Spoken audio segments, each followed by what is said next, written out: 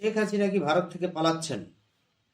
এরকম প্রশ্ন করার কারণ 29 আগস্ট দৈনিক ইনকিলাব একটি প্রতিবেদন প্রকাশ করেছে।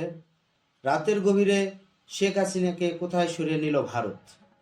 বৈষম্য বিরোধী ছাত্র জনতার আন্দোলনে উৎখাত হন অত্যন্ত কঠিনভাবে দেশ শাসন করা শেখ হাসিনা এবং ভারতে পালিয়ে আশ্রয় নেন। প্রতিবেদন যেভাবে উল্লেখ করেছে, ভারতে অবস্থানরত শেখ হাসিনাকে গাজিয়াবাদ থেকে সরিয়ে নিয়েছে ভারত। তাকে গভীর রাতে হেলিকপ্টার যোগে দিল্লির কোথাও নিয়ে যাওয়া হয়। তবে স্থানটি কোথায় সেটি জানা যায়নি।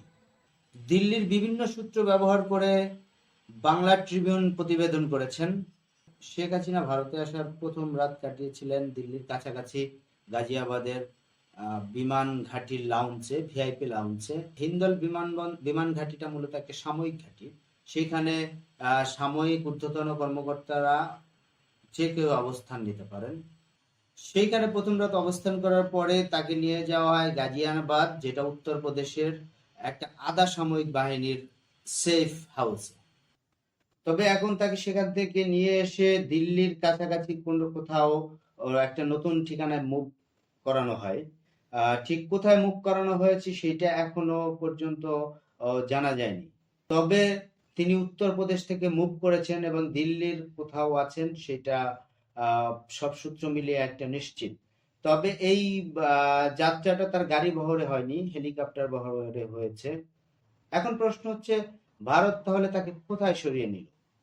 সেটা নিশ্চিত হওয়া যায়নি।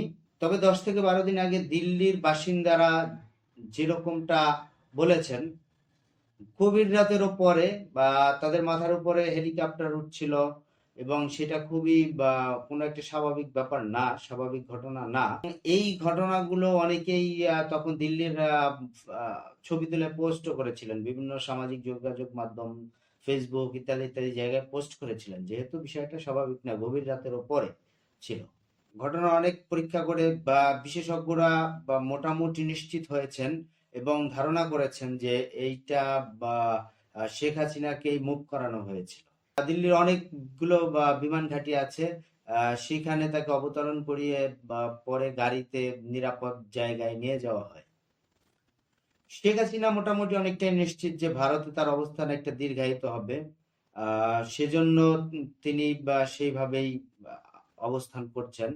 পাশাপাশি ভারত যে অন্য তৃতীয় কোনো দেশকে তার সেফ এক্সিট করে দেবে না সেটাও নয়, যেহেতু তার পরীক্ষিত বন্ধু, ভারত তার পরীক্ষিত বন্ধু, সেজন্য তাকে কোনো সেফ এক্সিট করে দিতে পারে।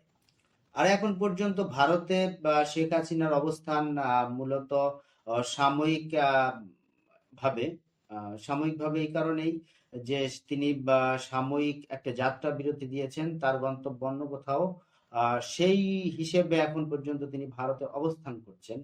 তবে একটা ব্যাপার হচ্ছে, ভারত কিন্তু এক্ষেত্রে একটা কথাও খরচ করেনি আহ, এই ব্যাখ্যা দেওয়ার জন্য। তবে যেই প্রক্রিয়ায় তিনি ভারতে গিয়েছেন এবং ভারতে অবস্থান করতেছেন, সেটা সাময়িকভাবে, অর্থাৎ সাময়িক বিমান ঘাঁটিতে যেভাবে নেমে অবতরণ করেছেন, সেটা কোথাও তিনি নির্দিষ্ট করে যাত্রা করছেন, তার জন্য সাময়িক বিরতি দিয়েছেন। চূড়ান্ত গন্তব্য নয় শেখ হাসিনার ভারতে।